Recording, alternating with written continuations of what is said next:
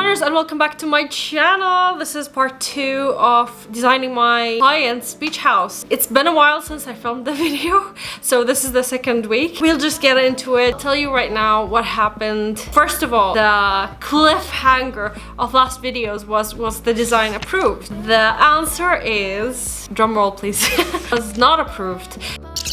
I want to talk about my client because she's such a sweetheart. I thank God for the good clients that I have, and we'll talk about bad clients in the next YouTube video in collaboration with Space for Edit. So if you want to stay tuned for that, please don't forget to subscribe and subscribe to her as well. Yesterday I got a little bit carried away and I had to render just to see it with sunlight and everything, and I rendered using Lumion. The feedback was that there's a lot of wood in the room and that she wants to take a more minimalistic approach to the whole thing, and she told me this with like straight pointers, like, I don't like too much wood, I think it's the dining table, I think it's the dining chair. That was incredibly helpful. That's what I want when I'm sending something to my client. Like, I want to understand what she doesn't like. I had one of the clients that we worked back in the first job that I had, and she didn't know what she wanted, and that was just, it was terrible to deal with. It's terrible.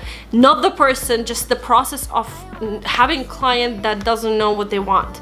So there's that. After she said that, she goes like, thank you so much for your effort, thank you for your good taste, and she said that, and I thought it was super amazing. Like, I am so grateful for this little gesture that, you know what, after you give feedback, you end the thing on a positive note, and then it's not awkward. Then we, you know, vibed over freaking plates because we had the same taste in, you know, art, and I'll put the artwork right here.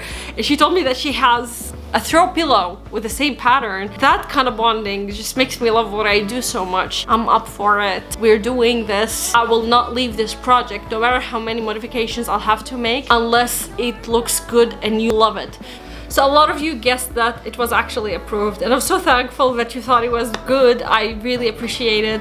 And this is where the differences of opinions come to play, because design is objective, it depends on your client and not you. And sometimes we tend to forget that, which is totally fine. So you tend to imply what you like. If you've seen my last video, I kept saying I love coastal style. I'm looking forward to designing this house in coastal style.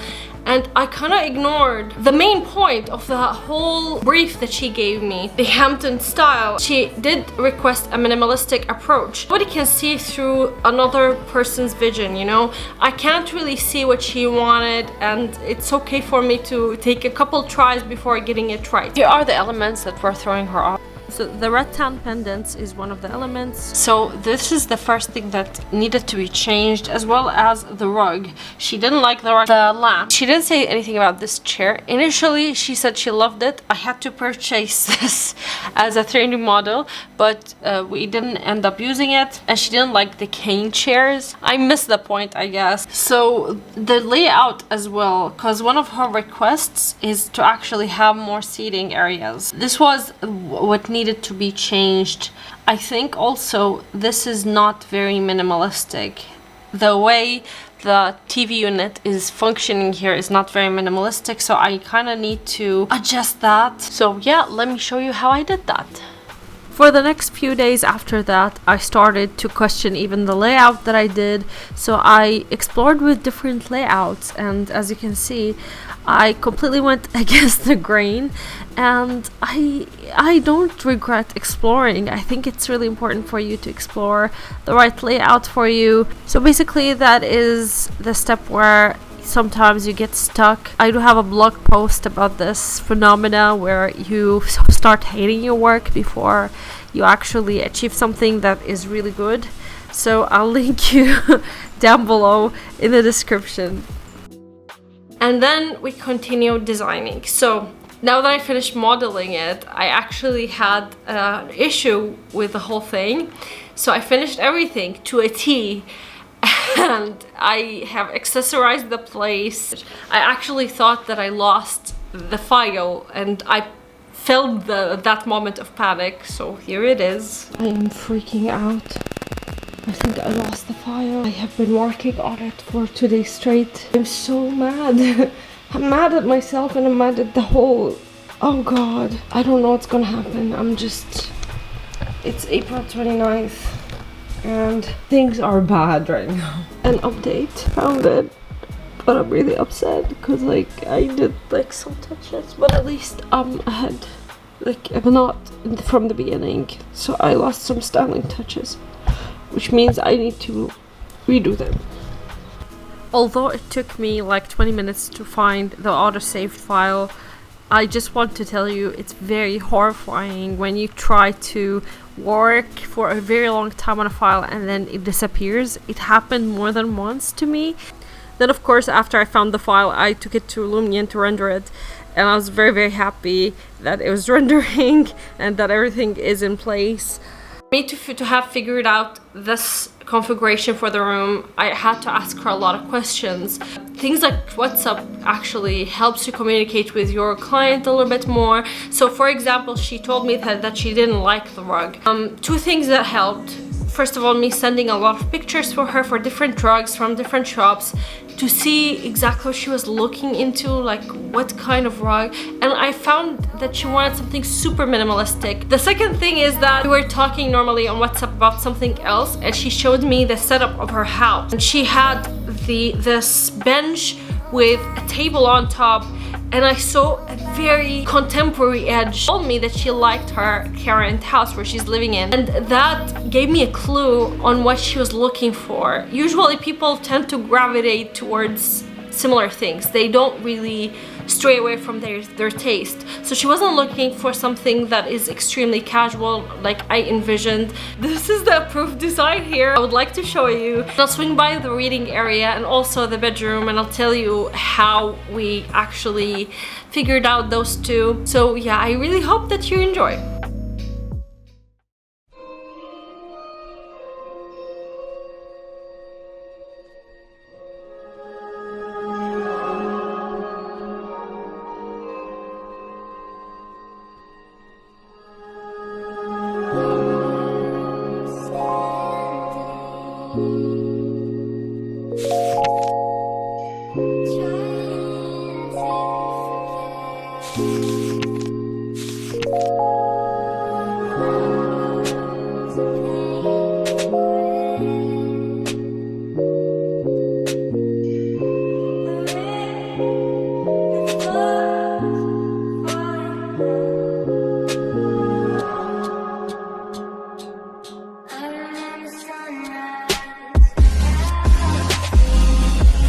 So here's the part you are all waiting for. This is the reveal. The changes were very fundamental, I think. First of all, the sofa was changed into something that's a little bit more relaxed, but also it's very elevated, expensive looking.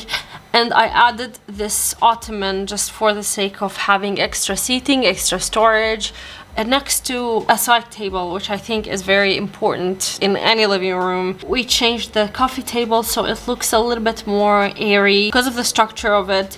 I added two more seatings here. They're both from West Elm. I added a rug that she actually approved of, she liked. I kept the unit the same, but I got rid of the rattan and instead I chose other doors that I think are very elegant. They're very contemporary. Within the same unit you still have this little poof. It's for extra seating because this was one of her requests. This is another perspective of the room, and I really like this one because this artwork is very simple. There's nothing like crazy about it, but if you do take a look at it, you'll find the colors all over the room. So it connects with the rug, it connects with a throw, it connects with the color of the wall. And if she wanted to add colors later on, she can, because it's kind of very versatile and has a lot of colors. Also, as you can see, the lighting is changed. The chandelier was really contemporary. She saw this divider in one of the Instagram posts and she thought it was beautiful, so I added it to the room. And we styled it a little bit too. We changed the styling. A lot of those are blocks from SketchUp, but with some modifications done to them. And I really love the unit. I love how simple it is to highlight it with elements are specifically made for her because she's a dog owner and she's a dog lover, and I wanted to show that in the accessories too. I see why she likes this one more, and the fact that she said she loved it, I'll show you right now how I reacted when she said she loved it. Okay. An update. So this is my client, and I just sent her a few of the render pictures, and she said she loves it. It makes me really happy. For the dining area, I think I kept the dining table, I kept it as it is, but I changed the chairs to kind of pull the navy blue from the rug as well. So for the bedroom, I actually kept the color scheme, although in the beginning the mood board was a little bit more into earthy tones, and I changed that as I was going through because I just realized what she actually wanted, and that's okay. And I tried to divide the bedroom to have it, to make sure that it contains all the functions that she asked for. So there's storage here with a custom-made top and a nice seating area. So this is where she would apply makeup. She had a lot of storage here, and she has a TV, which was her request. It's more sophisticated than any other thing. The room feels sophisticated. It doesn't feel overwhelming.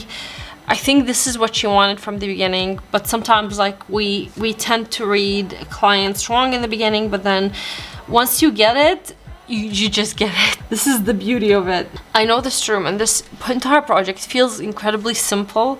Believe me, it's harder to design simpler designs than to design things that are very complex or has a lot of colors. So there's always that. You always need to think about that. For the reading nook, I had like a whole journey arranging furniture pieces back and forth, and this was my husband's suggestion actually, to have a chaise longue where she can have like a nice artwork next to it. Again, it's very abstract, it's very minimalistic. There is a task light on top so you can set and read with like a proper lighting. There is a console that feels like it doesn't exist, an invisible console, an acrylic console that I found in CB2, and I've used it in a lot of my projects. I really love that console.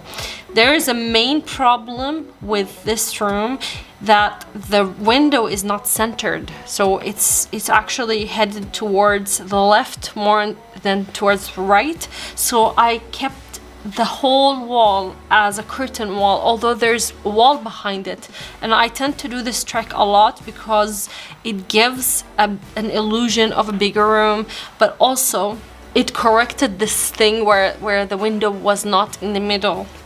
So sometimes you need to think about how you can fix architectural issues inside, you know. Finally, I gathered everything in a presentation, gift wrapping the whole thing and putting it into one place, all of the renders, all of the options of furniture. It's nice for her to have a reference. Show you from the beginning. So my client's name is Aisha, so that's why her name is pretty much everywhere. The opening page with the bookmark, you will see the main room. So this is the living room.